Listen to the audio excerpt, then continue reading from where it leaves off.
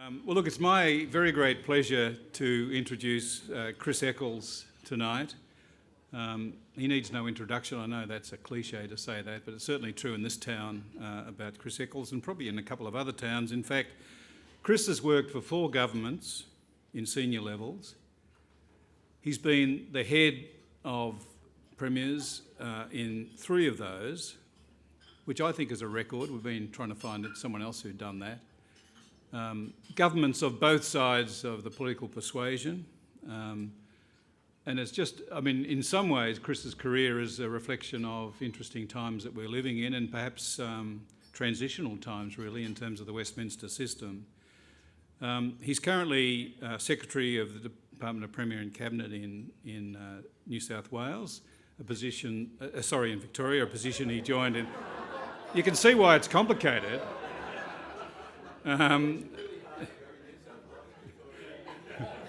Because he actually came here from New South Wales, where he was Secretary of the Department of Premier and Cabinet. So there you go. How confusing can it be? But prior to going to New South Wales, he was Chief Executive of the South Australian Department of Premier and Cabinet from 2009 to 2011. And he had a stint earlier on in the ACT Chief Minister's Department, also with ANTA, where I didn't ask you this, but I suspect you might have met Terry Moran in there. Yeah, that explains a lot. Okay. So Chris has really, had very broad experience at very, very senior levels of government in Australia, and as I said, for both sides of politics. But he's moved around, and very interesting to reflect on that. Before he went to Victoria's DPC the first time in 2007, probably at a deputy level or division head level, Chris worked in a variety of government and private sector senior management positions. And this is another great thing, I think, about our leaders in government, that increasingly they've got both private or not-for-profit and public sector experience. And the way things are going, that balance is really, that combination, I think, is really becoming almost a prerequisite, I think, for very senior positions. He's also been Associate Director with KPMG, where he headed the National Education Consulting Practice, and he was a Foundation Director of the consulting firm Phillips KPA, which worked across education and training sectors. Well, the really important thing, though, the most important thing of all, is that he's a board member at ANZSOG and a previous chair of ANZSOG when you were head of premiers in New South Wales, Chris. He's been a great supporter for ANZSOG over the years. He's personally been very supportive to me, for which I thank you, including, Chris, reintroducing me to the wisdom of Machiavelli's The Prince in relation to the challenges of reform, of structural reform, and I've been using the same quote that you used shamelessly ever since. We also share in common the fact that we've both come back to Melbourne and we're both living in Carlton, but we've still both got places on the south coast of New South Wales when we want to escape the Melbourne winter. So could I ask you please to all join me in welcoming Chris Eccles to the stage.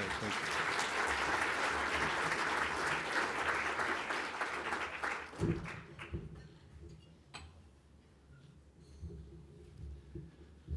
Thank you very much, Gary, and good evening, everyone.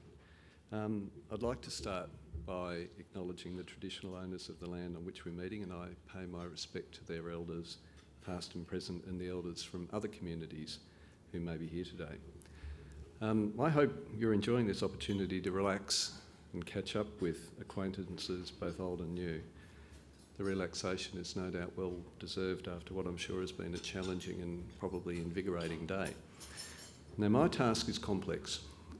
My task is to find that balance where I'm interesting enough to keep you awake, but not so overstimulating that you can't get to sleep tonight.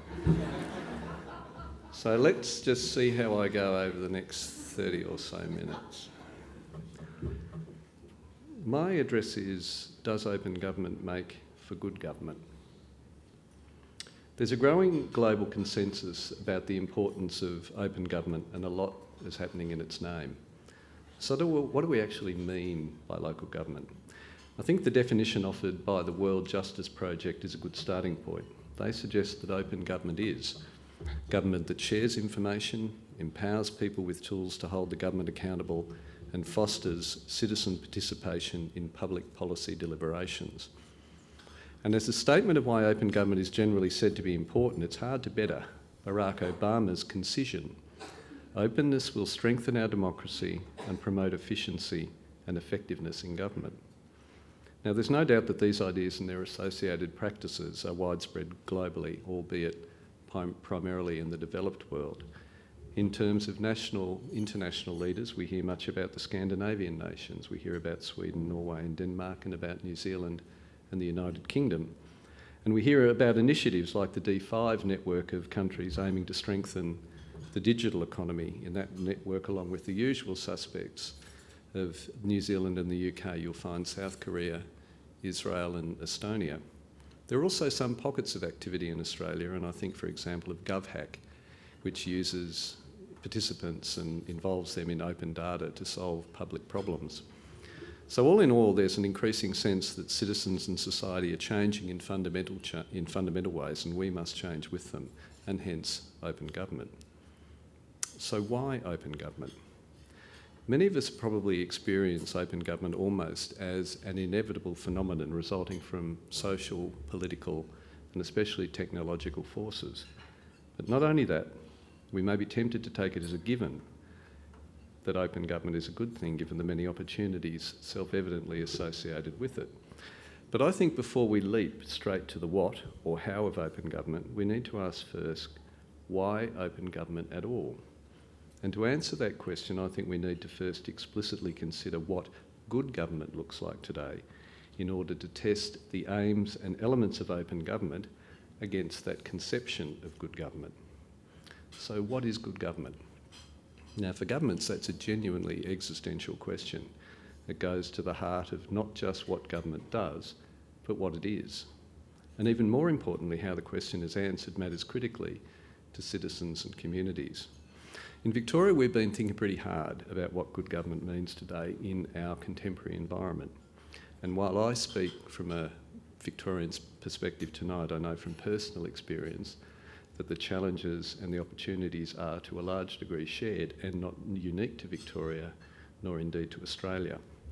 The Victorian Special Minister of State, Gavin Jennings, recently launched the Victorian Public Sector Reform Agenda, which encapsulates our thinking on what good government looks like.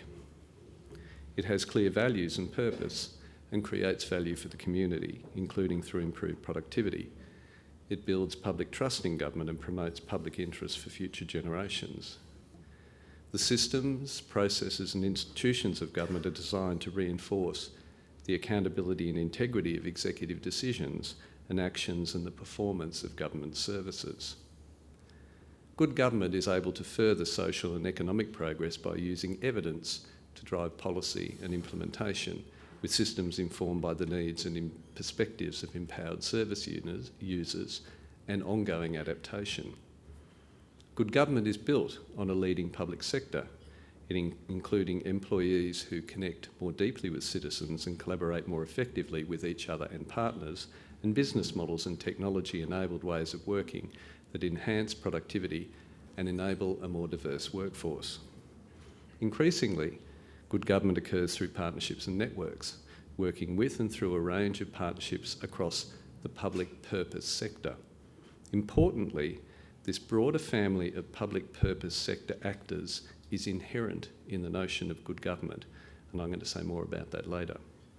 The Special Minister of State identified 6 public sector reform directions that will underpin the government's term: greater accountability and transparency, integrated delivery and infrastructure, citizens and communities co-creating public value, institutions and governance designed for better performance and outcomes, maximum value derived from government's resources, and a strengthened VPS capability.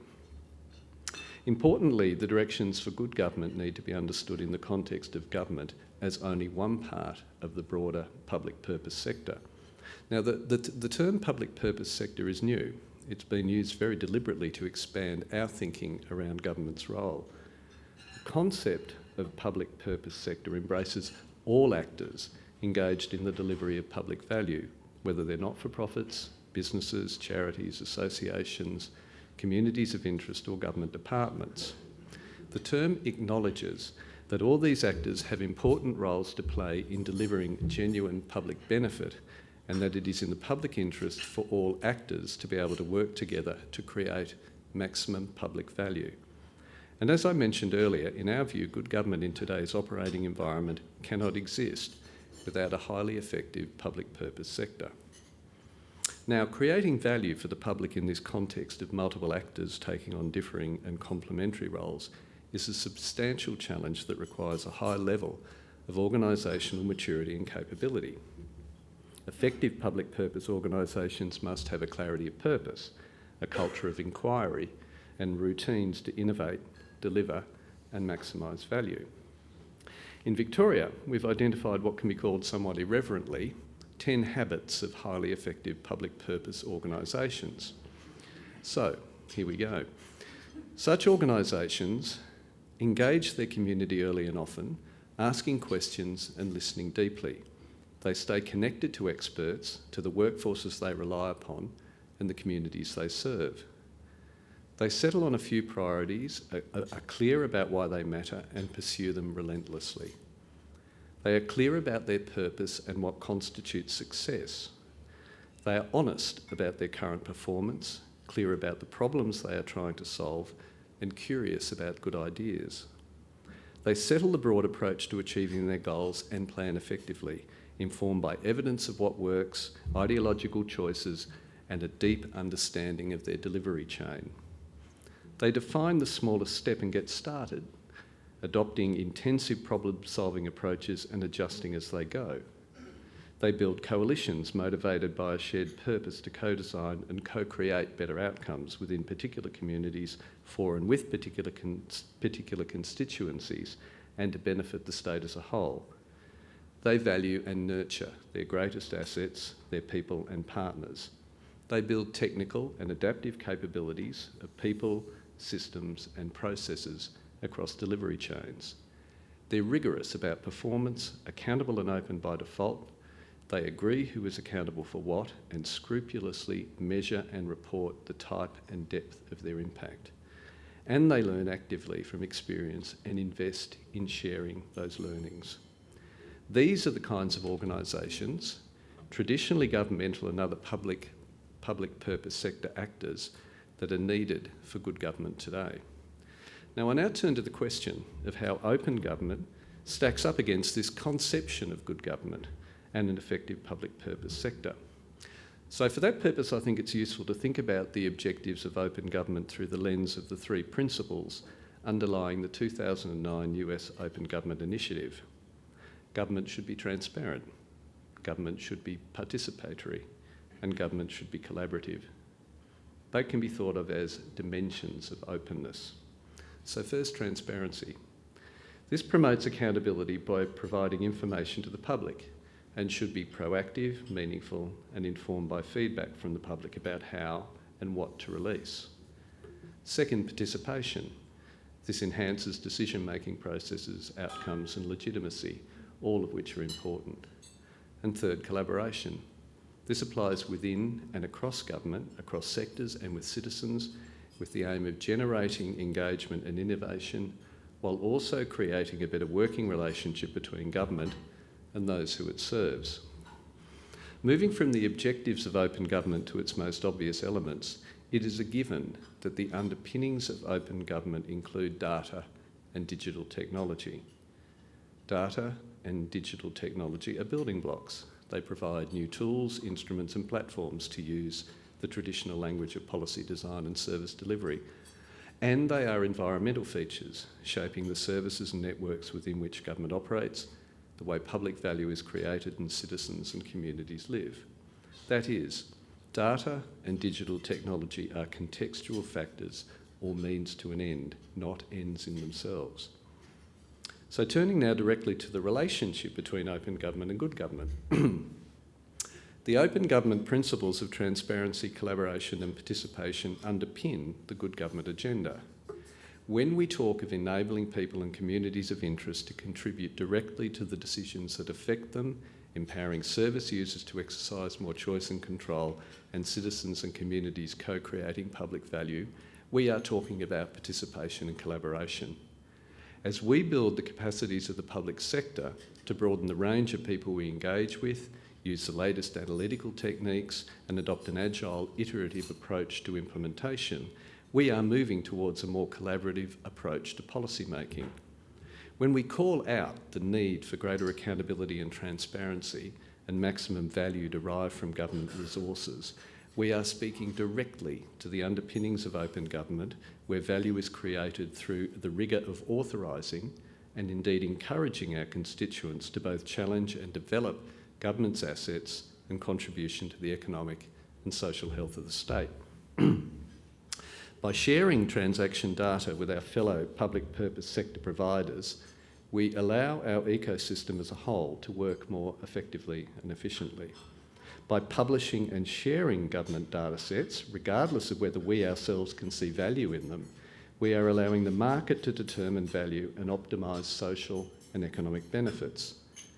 By measuring and reporting on our performance as a government, we enable our constituents to hold us accountable for the management of the state.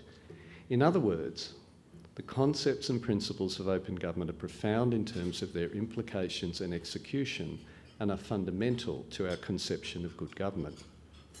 This also puts the role of data and technology in open government into the appropriate context. Data and technology address the how. They are critical for the implementation of good and open government, but they are not the rationale for either. It's therefore important that the activities undertaken in pursuit of good and open government always focus on the outcomes and directions that they are pursuing and the range of actors involved in these activities. Importantly, open government also has bounds. There is a need for any government to strike a balance between security, commercial protections, space for decision making, and the extent of openness. So how do we strike that balance? Once again, I look to the framework provided by a clear and contemporary conception of good government. In many developed nations, governments are recognising that the traditional notion of protecting public interest has created a closed system of government, and this leads to stop-start decision making and an erosion of trust.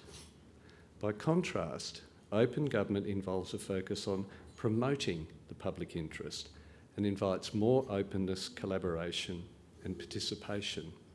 In turn, this engenders more understanding, trust and confidence in decision-making that is adaptive and deeply informed by community and citizen expertise.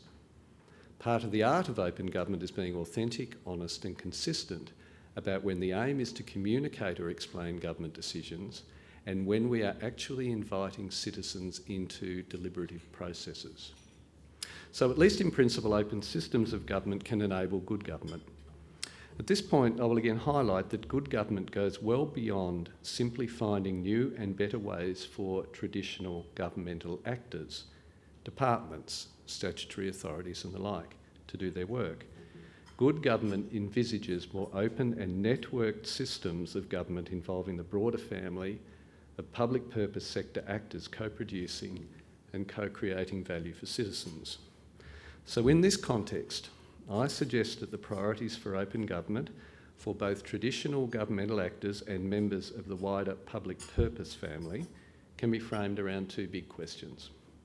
How can we improve the way that the public purpose sector uses and shares information and data? And how can we embed open policy techniques in our policy processes and encourage greater participation in public decision making? I'm going to take these in turn. So to reiterate, the first big question we're looking at is how can we improve the way that the public purpose sector uses and shares information and data? This is crucial to enabling shared purpose and collaboration across the public purpose sector, enabling data to be better used to drive insights to improve services, policy making and outcomes for Victorians and beyond. It has implications for both traditional public sector and broader public purpose sector actors. Now, there are several parts to this. First, releasing data. Governments have traditionally invested substantially in data collection as part of their ordinary monitoring and evaluation around programs and activities. Important data is also captured by non-government actors conducting research and evaluation, delivering services and conducting citizen engagement and advocacy activities. But government and non-government actors can't just throw open our data as is and expect that to be enough. If we all accept that our data is valuable, that what we hold is of use to others, we must also accept that we have a responsibility to share it in good condition.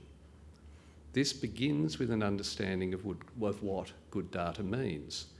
Government and non-government actors need to have reusability and collaboration in mind and be aware that the data we all collect has immense value for a number of actors and purposes. And when released, it should be comparable and provided in formats that support use. The way in which our open data is currently provided might suit developers, data scientists and researchers, but the provision of easy-to-use tools will expand this use to other actors, including community groups and the wider citizenry, to enable them to become involved in co-producing solutions. And all these working towards a shared public purpose need to recognise data as a public asset, valuing the contribution it can make through use and reuse to policy making, service delivery, and indeed private enterprise. Secondly, sharing information for greater transparency and collective effort. Governments share information for multiple purposes, including to inform citizens about the rationale for government decisions and hold themselves to account, and to strengthen collaboration within and outside of government. Integrity and accountability are critical to achieving greater value for citizens and increasing community trust in government. Victoria's transparency agenda extends beyond the more familiar suite of reforms in areas such as freedom of information. The establishment of Infrastructure Victoria will provide more public visibility of long-term planning and identify Victoria's needs relating to state and nationally significant infrastructure on a long-term cycle. This is intended to enable more community involvement in priority setting, but also create more certainty for potential investors. Similarly, more reporting of ICT projects and expenditure will enable more security of government investments, but also provide more visibility of government priorities to Victoria's ICT industry. We also have the opportunity to be more strategic and more opportunistic about sharing information to align collective efforts and unleash value from actors that may not even associate themselves with public purpose.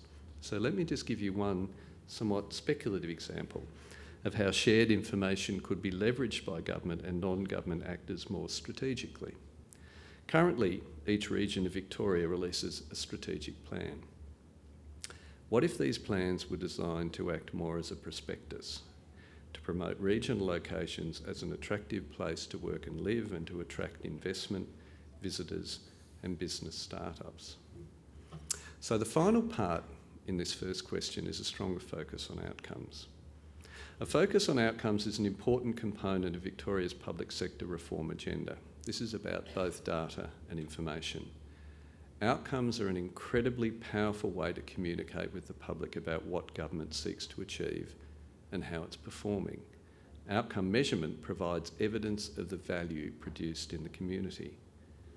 An outcomes focus offers a new approach to information, one that eliminates data silos and demands the development of cross-organisational intelligence to enable deeper insights. It helps to develop an understanding about what works best in what contexts and why. This helps to inform government investment decisions and the design of government regulation, services and information. Clarity on a shared purpose can also help to catalyse and align the activities of non-government actors.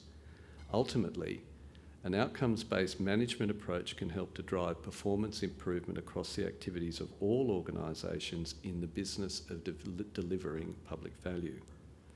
A stronger focus on outcomes has profound implications for the accountability and approaches to measuring and monitoring performance of all organisations, government and non-government, in receipt of government funding or subject to government regulation. The second big question we're looking at is, how can we embed open policy techniques in our policy processes and encourage greater participation in public decision making? Behavioural insights, user-centred design, open data, ethnography and prototyping. Between 5 and 10 years ago, these ideas were at the fringes of conversation about how government could develop in the future. Now, while they're not exactly household terms, they are increasingly embedded in our collective policy processes. Open policy is about opening up the whole policy process to new ideas, new techniques and new voices. And while it's nice in principle, a stronger and more formalised role for non-government actors in policy processes will in practice require significant changes for both the public sector, other members of the public purpose sector and citizens more generally. And it will require the public sector to move first to facilitate such a role. And here are some directions that I think we're going to need to pursue.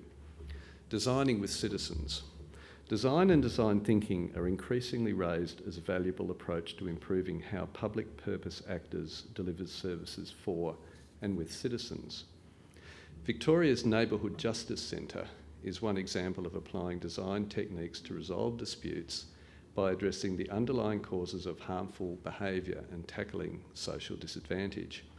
Established in 2007, the Neighbourhood Justice Centre was designed bringing together a multi-jurisdictional court with a wide array of support services and community initiatives, with great effect in reducing crime, increasing community safety and creating savings through fewer cases in the system. More recently, in partnership with a local Victorian software developer, the Centre has been developing a new platform to manage appointments and reduce waiting time for hearings. Further, the platform is reusable across the 177 magistrates' courts statewide, so it has the potential to substantially impact the performance, engagement and outcomes of Victoria's whole court system. This project captures the best of co-design and co-production. Next, designing for customer needs. Digital platforms are providing new opportunities to engage with customers to design better services. And we're seeing this across a range of sectors in the economy, in areas like banking and retail, where services are being tailored to meet customer needs based on sophisticated data analytics. In Victoria, we're developing the Service Victoria model. It's still in its very early stages and we are looking to draw on the Service New South Wales experience. The aim is to develop a digital shopfront, a common online platform for transactions between government and citizens. While its primary impetus is to make it easier for citizens to interact with government, another benefit is that transactions completed through such a platform would provide a much richer and more comparable source of data about service user preference and needs than the current arrangements. So by contrast to our current highly manual and fragmented set of transaction platforms, a well-designed common online platform would allow enormous insight in an efficient fashion into basic things like the number of transactions started, the number that are completed, the time that is taken, and individual users' preferences in transacting with government. Ultimately, if successful, this will assist government and non-government actors to develop a far greater insight into how to provide services in ways that truly meet users' needs.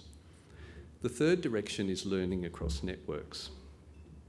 One set of opportunities that I suspect is seriously underutilised at present is associated with sharing learning and building capacity across networks, that is, across the public purpose sector.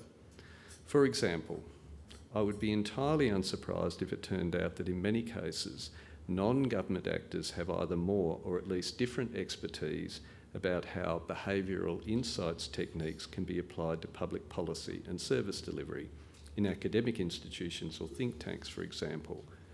And society would be much richer if that expertise could be brought to bear to build the capacity of the public purpose sector as a whole. The same points would apply to any number of other valuable but not yet widely used techniques, tools or approaches to generate public value.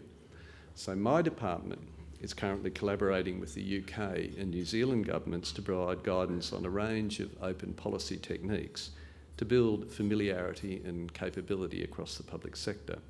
And I would hope that the toolkit would have some practical value for public purpose organisations more generally. Now, I know that IPA Victoria, the Victorian Public Sector Commission, and academic partnerships such as ANZSOG also have their eyes set on how their programs can foster cross-sector engagement and build the sorts of capabilities necessary to work in a more open, networked style of government. And today's conference is clearly an important contribution to this endeavour. My fourth direction involves developing new solutions. Christian Basson, head of the Danish Mind Lab, talks about zooming back out to look at service systems as a whole in order to come up with new solutions. And nowhere does this resonate more clearly than in health services. Real change will require fundamental shifts in culture and behaviour, systems and processes. Reshaping the delivery of health services will require us to think about how we can create a more connected health system that has a strong focus on prevention and early intervention and takes a person-centred approach to service provision. Healthcare in Canterbury, New Zealand provides a really good case study. They designed a whole of health system that placed the patient at the centre of a number of connected services with a focus on primary and community care and keeping people out of hospitals. David Meats, the Chief Executive of Canterbury and West Coast District Health Boards in New Zealand, put it this way: I do believe you can invest in the community in a way that delivers much better and much more integrated care. We need the whole system to be working for the whole system to work. Clear performance metrics will be important to enable us to measure the impact of changed ways of working, entailing greater linkage of administrative data sets to better understand performance, patient outcomes and evidence on health interventions. The work is underway, but much more needs to be done. Reform of this scale requires sustained leadership, a clear articulation of the value that can be achieved for citizens, and deep understanding of what needs to change and who needs to be involved to co-create the value sought. My fifth direction goes to encouraging greater participation. Now, greater participation in public decision-making is about community and citizen engagement, but engagement is not an end in itself. It involves actively engaging citizens to give them a voice in decisions that affect them, to build confidence, trust and understanding of government decision-making, and to generate better and more informed decisions. Importantly, different approaches are relevant for different purposes. For example, crowdsourcing is a great tool for seeking new ideas, citizen juries to test priorities, and social media analysis to gauge public opinion. Whatever the approach, however, engagement should be an ongoing conversation and practice across the community, not just through single-purpose consultations with selected representative groups. Here, technology can assist by providing a platform for such conversations, for example, via digital conversation platforms to reduce cost, ensure consistency in how we engage, and allow citizens to participate more frequently. Excitingly, this is again an area where government can learn a great deal from others in the public purpose sector and indeed the private sector. And finally, moving towards true co-design. So the ideas of collaboration, co-design and co-production are familiar to us all. They involve drawing in expertise, knowledge and perspectives from outside government to enrich policy processes in the ways that I've been describing. There's a spectrum of possible citizen involvement engagement in policy formulation and decision making. One of the most interesting and potentially challenging parts of this is how we organise for the involvement of non-government actors and citizens in direct decision making. Can government adjust its mindset and ways of working in order to find a way to overcome its risk aversion about such direct involvement? Can those currently outside of government but within the public purpose sector reconcile their own particular or constituency interests and the desire to advocate for those with a broader goal to share expertise in seeking outcomes in the collective interest? What are the collaborative governance mechanisms that enable direct engagement of stakeholders in collective decision-making processes that are formal, consensus-oriented and deliberative, and that aim to make or implement public policy or manage public programs or assets? And where should we start in trialling these new ways of working toward a shared purpose and with shared accountability for products and services. Now, I heard recently of a situation raising many of the issues I've been discussing. It seems that a few years ago, in 2011 and 12, there were some possible issues with retail electricity. So before regulators or government policymakers picked up on the problem, experts in some public purpose sector stakeholders, such as the Consumer Utilities Advocacy Centre and St Vincent de Paul, were identifying patterns in retailer behaviour that indicated issues with electricity pricing. Now, these groups were way ahead of the curve, and had they been engaged in a co-productive endeavour with government, could have worked with government to analyse data and feed into the policy response. Now, this story highlights so many questions that must be confronted by governments and public purpose sector organisations as we together grapple with the implications of open government and good government. How do we ensure that data and information such as that about electricity retailer and consumer behaviour is available to be used and analysed and then can be shared across the whole of the public purpose sector? How do we support the development of capabilities to capture and analyse such data and information across the public purpose sector? How do we enable expertise such as that held by the Advocacy Centre and St Vincent's to meaningfully inform policy and decision making, not only when government chooses to consult with them, but when their expertise is most needed, such as here where they identified the problem themselves?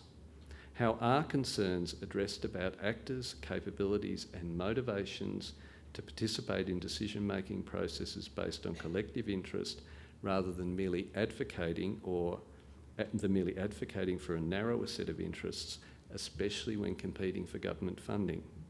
And how is accountability for delivering value and outcomes to be ensured in such a setting? Indeed, going in another direction, greater personalisation, choice and competition in public services are a logical extension of open government philosophies and techniques. But should we actively encourage this, and if so, in what circumstances? And what are the implications for other public purpose sector actors such as advocacy centres and not-for-profit support providers? So to conclude, I'll just comment briefly on the political context for deliberations on open government. Of course, political appetite and sponsorship is important, as it is with any reform. But open government ought to be non-partisan. Its objectives of transparency, participation and collaboration should be uncontentious, and its elements not associated with any particular political conviction. Ultimately, much like the components of a meaningful good government program, open government is a matter of good public policy, not of politics or ideology. I commenced by asking whether open government makes for good government, so what's the answer? Well, in a nutshell, my answer is that open government is an important lens on the delivery of good government and that it supports good government. We've established some fundamental principles of good government, and so many of them align with those of open government: increased civic participation, integrated service interventions, transparency, and an improved economy strengthened by partnerships between industry, academia and government. If we do it right, the benefits will be greater than we can achieve alone. And if we accept that good government necessarily involves the public purpose sector, then we need to be far more deliberate in understanding the implications of open government for that wider set of actors. So for my part, guided by this understanding of the role that open government can play, I look forward to working with the public purpose sector in Victoria to pursue these questions as we strive to deliver good government for the public who we serve and with whom we work in doing so. Thank you very much.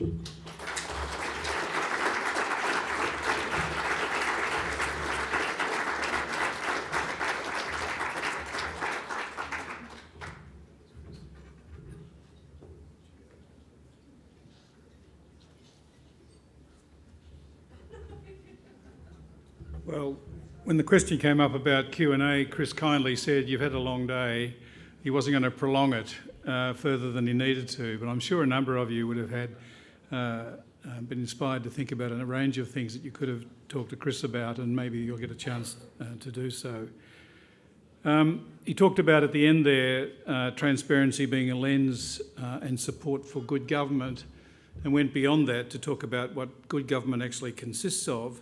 And the interesting thing is he framed his whole discussion not in terms of government per se, but the public purpose sector. And that's the first time I've heard a government leader actually talk about the public purpose sector in those terms. And I think it's really important because it sort of tells us where we're going, and it talks about the importance of collaboration of the not-for-profit sector and indeed the private sector. And I think in part reflects Chris's own background.